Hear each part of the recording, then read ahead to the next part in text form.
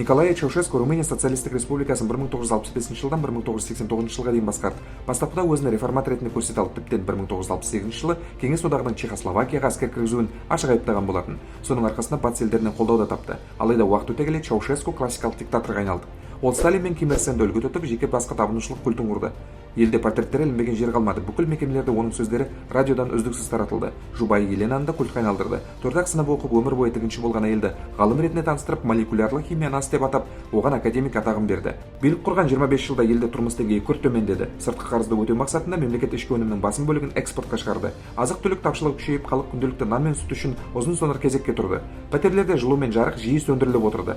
Теледидар күніне тек 2 сағат қана көрсетілетін. Оның өзінде тек Чаушескуді ұлықтау үшін қосатын. 1989 жылдың желтоқсанында Тимишоара қаласында халық наразылығы басталды. Бейбіт шерушілерге қарсы оқ атылып, ондаған адам қаза тапты. Бұл оқиға бүкіл ел бойынша толқуға ұласты.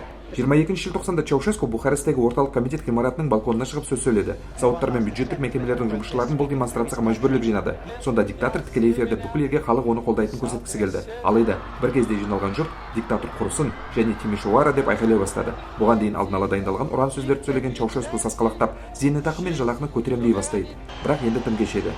Халық көтерілгенде ол жұбайымен бірге ғимараттың төбесіне тікұшақ шақырып қашпақ болды. Алайда ұшқыш Чаушеску режимінің құлағанын түсініп, жанармай аз деген сылтаумен Тырговыштер маңына қонды да әрі қарай ұшудан бас тартты. Ерлі зайыпты Чаушескулер сол жерде ұсталып тұтқындалды. 25 желтоқсанда, яғни 3 күннен кейін әскери трибунал оларды өлім жазасына кесіп, екеуін сот отырысы болған ғимараттың ауласына атып тастайды. Осылайша Румыниядағы 25 жылдық диктатураның дәуірі аяқталды.